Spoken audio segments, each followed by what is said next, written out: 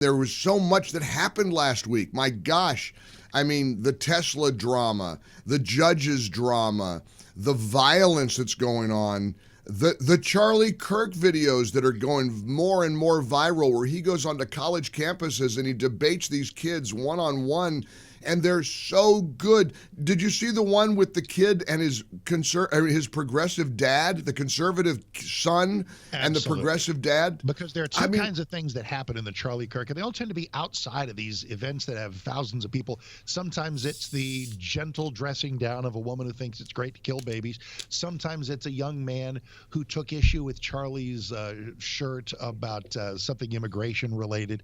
Oh, no, Gulf of America. Gulf of America. He was offended. The kid was offended by that. Right. In the one that you're referring to, though, it was a dad and his son, who a liberal dad and a conservative young man. So it's noteworthy right off the bat, showing genuine love for each other, and Charlie exhorting them to never let politics interfere with family love. Charlie says to the dad, "Why don't you?" Because he said, "Why is your son conservative?" And the dad's answer was, "Heck if I know, I don't know, blah, blah, blah." And Charlie said, "Why don't you know?" There's problem number one. If you don't know why, right, it means you're not paying attention.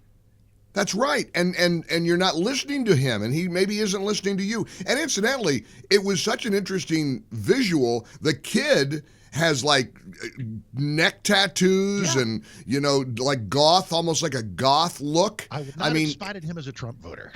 No, but he became one because he said, "Look, I don't like the condition of the country. I don't like, I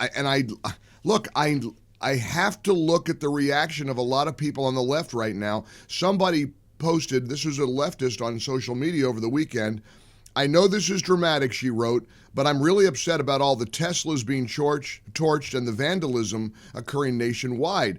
This is the worst look for the left. Violent, angry, and destructive, all of this being directed at a clean energy company. I'm so disappointed." I mean, it's so head-snapping, it's so head-turning to see what the left has become, all because of Elon Musk. And again, they used to love the guy when he was not on Team Trump. It's only about the tribalism. That's all it's about. It's only about what side are you on, and you're either with me or you're against me. And I don't know what we should do on our side about this. I got an email over the weekend from an organization trying to bring the left and right together. And they said, "Do you want a guest on from something Angels, America Angels or something?" Right. And I'm going to forward it to Tracy to see if we want to have him on, because I think we need more of that video clip of Charlie Kirk and the father and the son talking with each other, not at each other. What is it you're so angry about? Look, I don't know that all the anger is artificial on the part of the left. And I believe that we're called as humans, as fellow Americans, to listen to one another. I don't think there's anything wrong with that, Mark. Do you? I don't. And yet, when we talk about what it means to listen, when we listen to people saying that borders don't matter, when we listen to people saying there are 47 genders, when we listen to people saying that my SUV is making the planet warmer, okay, there's the listening part, but then there must be the answering back part, tactfully, civilly saying, "No, you guys are absolutely wrong about these things."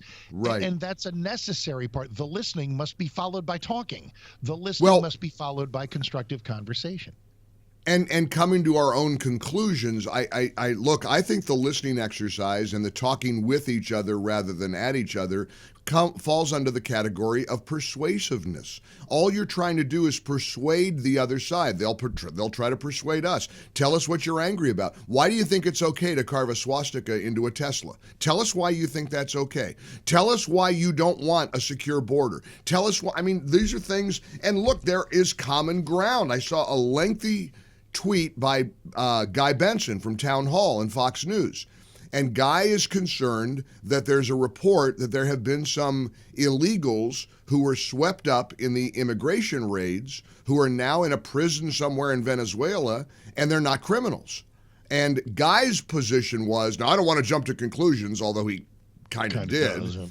Yeah, but he said if only one person is right now in a Venezuelan prison, I mean, it's real dramatic and it's real over the top, but on the other hand, he got me thinking, we don't want people who aren't criminals in a Venezuelan prison, but then again, every one of them are illegals.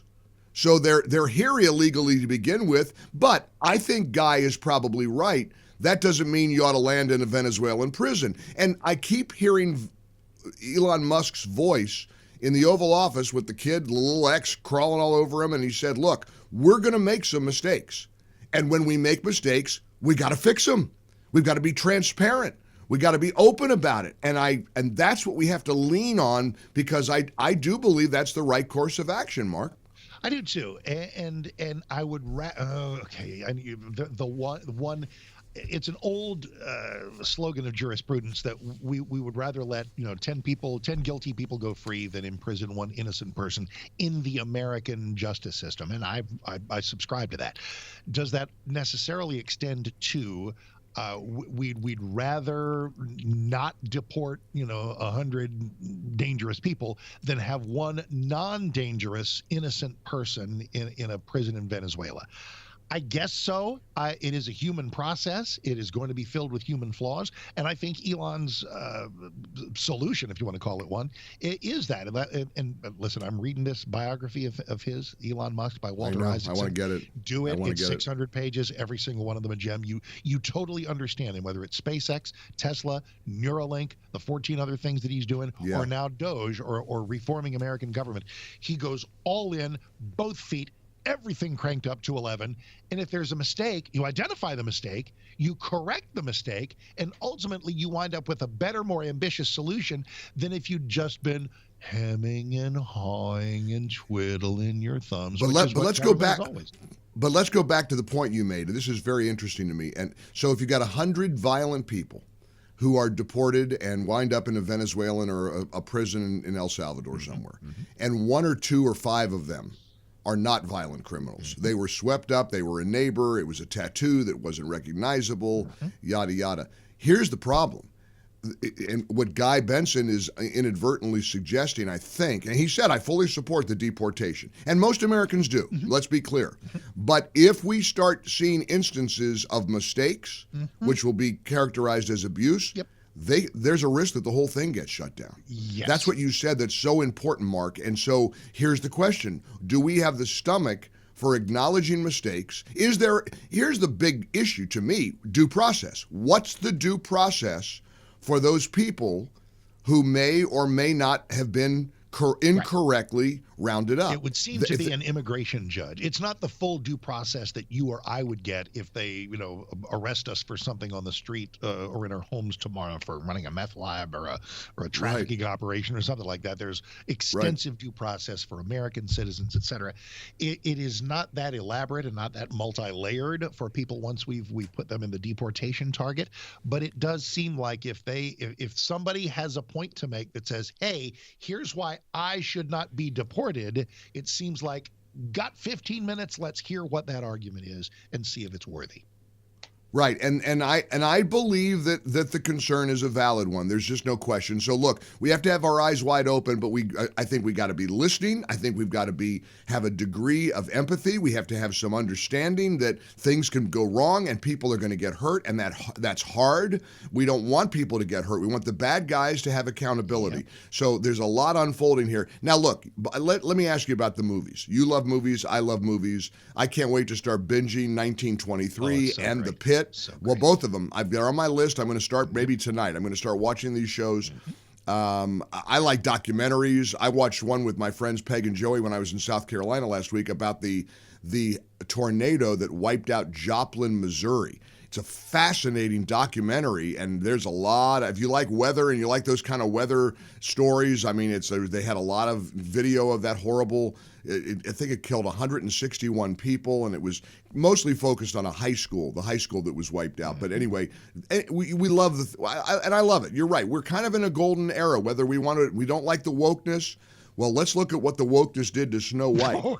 I thought that's where you were going. That movie had a $250 million budget. Mm-hmm. It opened with $43 million in domestic ticket sales, light years below, miles below what they wanted for it. Mm-hmm. And you got this star, Rachel Zegler, who's going around. I mean, she's obviously a Trump hater, and she's making all these obnoxious comments. I saw one clip. If I've got to stand around in an iconic Disney princess costume for hours on end, I'm going to get paid for every hour that costume is being streamed online. Yeah. I thought, oh, that's lovely. Okay. That's nice. Like you didn't make enough money to do the movie. And by the way, in the movies, they do refer to Snow White, to the name actually having come from the creamy complexion of her skin, right? Right. That's where it was originally, not anymore. What it is now? It's because she was born during a snowstorm. Of course, you can't say skin as white as snow, and you can't let the prince rescue her. Oh no, not the way he did. Not with that non-consensual kiss. Oh no. And finally, you know what started all this, right? Do you know where it's dwarves? That's right. And you know who Dinklage going? Who's an actual little person? Okay, Ricky Gervais, who again I disagree with, stone cold atheist, and also one of the funniest people in the world, said that there's irony in Peter Dinklage complaining about little people being used in a film as any kind of undercutting the actual work environment for people who have the exact same sort of challenge that he faces. He says, I got to tell you, I watched Peter Dinklage. He was not happy. In fact, I think he was grumpy. Oh, ouch. Yeah, he could have. Well, but here's what I do know about Peter Dinklage's outrage. Yeah. And when he said it's dehumanizing to cast little people as dwarfs. That's so silly. That's so wrong. Well, here's what I know. You know what it costs to have animated dwarves in the Snow White movie? You know what those animated figures got? Nothing. You know what 7 little people actors would have gotten? Yeah. A big fat paycheck. Of course. So he put 7 people out of work. Yep. This is unbelievable to me. This is what wokeness does. It invades and infects the brain. It makes smart people stupid. Yes. There you go. And nice people mean. Look, that's the Mark Davis rule about Trump hatred. I think it could be applied to wokeism. It's true. Completely. Wokeism takes smart people, makes them dumb, nice people and makes them mean. And makes funny people unfunny. Also, that's the. Tell me you saw Trump walk into the NCAA wrestling championship. I sure did. Tell me. In Philadelphia, Pennsylvania, quite the way. In Philly, and there were, contrary to reports, I've looked at the video 10 different ways from Sunday. No booze at all. Media, I tried to say, oh, well, there was some booze and there was a protest out front. Yeah, nice try. The man is the people's president. Now, I'm not sure JD is as popular as he is, and I wanted to, maybe tomorrow we can pick up where we left off. Some recent polling suggests, to quote Senator John Kennedy, or to paraphrase, that JD is as popular as chlamydia. I mean, I think he was John Kennedy is the gift that keeps giving. But he wasn't referring to JD in that. He was he was referring to one of the policies of the left. But I don't know. Is it possible? 30 seconds. Why? What would be? Because I love JD. Is it the Zelensky meeting in the White House? Maybe. And whom did that bother? Please. The woke anti-dwarves. The right people are upset. Generally, I guess. But let's talk about that tomorrow, because guess what? We've got tomorrow. We got all week. Every day. We got all week. So tip your waitresses. We got 2 weeks before I go on vacation. That'll be. So then I get to punish you. All right. Happy Monday. I love you. Glad you're back. Glad you're back. Welcome back, my friend. Thank you. Mike is here for you. 10 o'clock. Soon as we're done on 660 AM. The Answer. For full shows, live and on demand, it's Salem News Channel.